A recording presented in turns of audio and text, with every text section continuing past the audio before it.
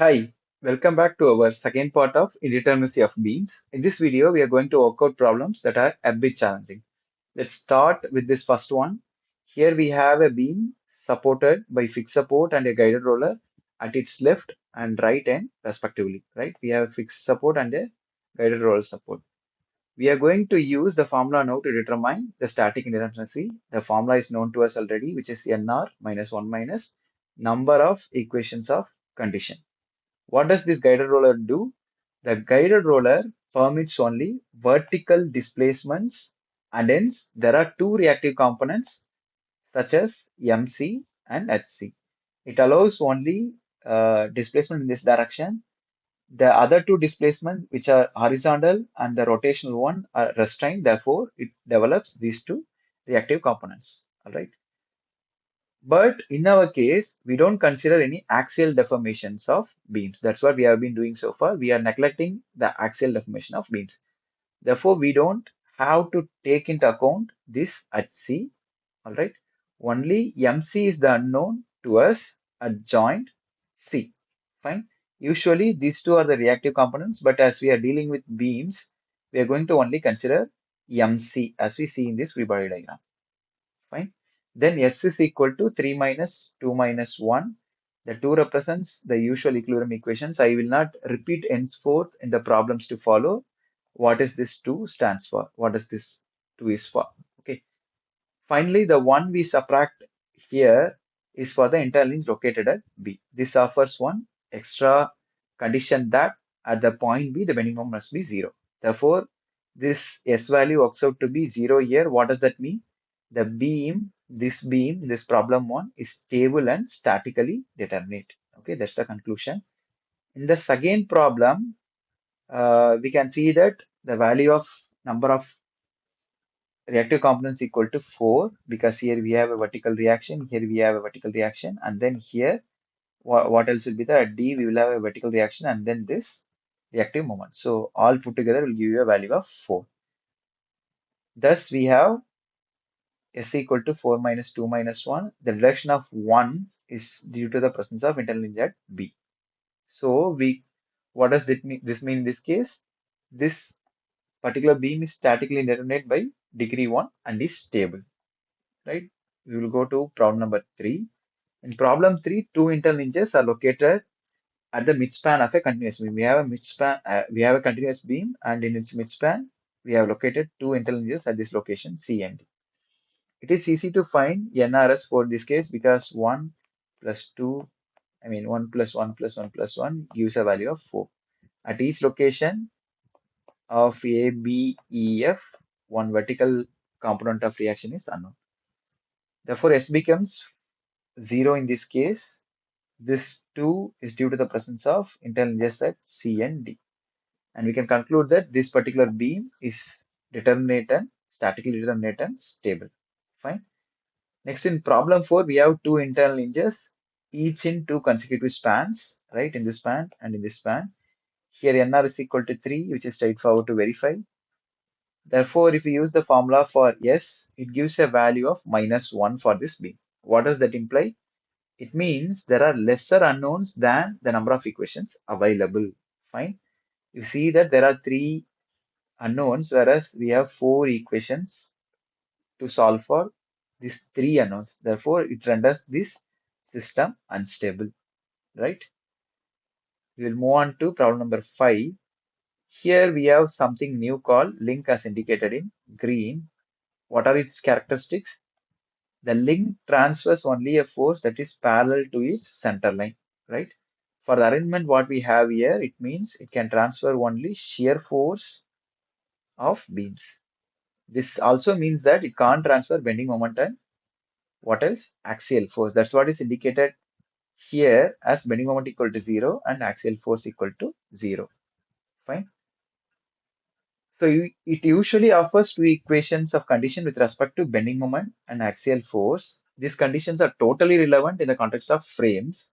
But here, only bending moment equal to 0 is applicable to beams. Therefore, we can find SS 3 minus 2 minus 1, which gives a value of 0. This one is for this link, which says that bending moment equal to 0 at this location B. This S equal to 0 indicates that this beam is determinate and stable. Fine. We'll go to problem number 6. This must be quite straightforward. Due to the presence of interlines in a cantilever beam, if we find the value of S, it is negative. Therefore, this is unstable. All right.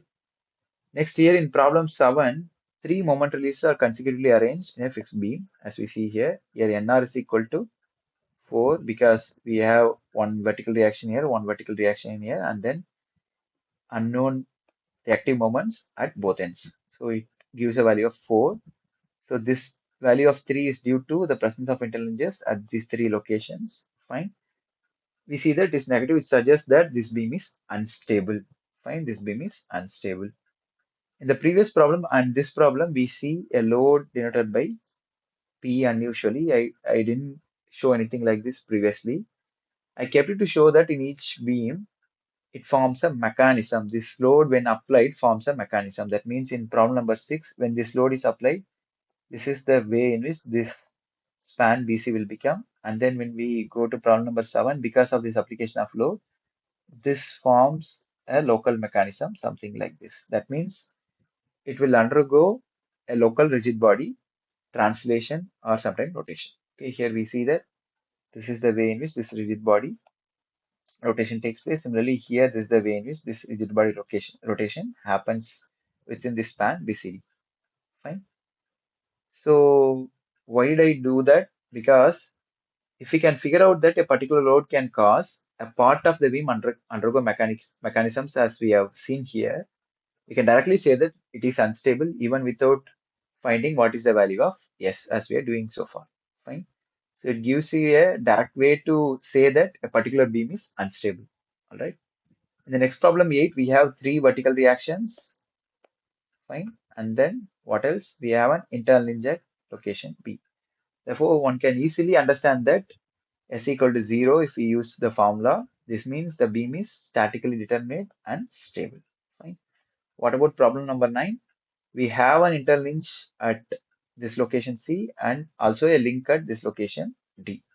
They each offer an equation of condition. This C gives a value of 1 and this D gives a value of 1. Okay. So, and how many reactions are there in total? We have 1, 2, 3, 4. Fine. So yes works out to be 0. You know the inference well. That means the beam is stable and statically determinate as well. In the last problem, we have a simply supported beam resting on another beam as we see here. What does this alignment do? And see what happens is the roller is capable of transferring only a vertical reaction that can develop at C to the underlying beam, right? If a vertical reaction develops at this point, what happens is only that vertical reaction could be transferred to this underlying beam. Fine. And then what else happens? It lacks the capacity to do anything about horizontal force and bending moment. Fine. This means if any horizontal load, if at all, is applied in this span AC, then it has to be borne only by the pin support of the span AC. Fine. Similarly, for the stability of the entire structure, this part AC must independently be in equilibrium with respect to the moment. Therefore, these two conditions usually aid. That is, at this location, we can say horizontal force equal to 0 and then the bending moment equal to 0. That's what is indicated here. Okay. These two conditions usually aid in solving for the unknown reactions, but here we don't account for horizontal components. This means we are going to consider only bending moment equal to 0 at this location C. It offers an equation of condition. And totally we have how many reactions here? 1, 2, 3, and then 4. All right. So this has to be 4. I think probably I should have, maybe I should have framed it differently. I had something in mind, but I gave something different. So perhaps let's ignore this roller and then get back to this actual problem. So in that case, we have how many reactions? We have one reaction here, 2, and then say reactive moment 3. So 3 are the total number of reactions. Okay, we are ignoring this roller at joint D. Okay, mind it please. And then this 2 is for usual equilibrium equations that we know. And this 1 is because of this roller, which says that the bending moment should be 0 at this location. Fine.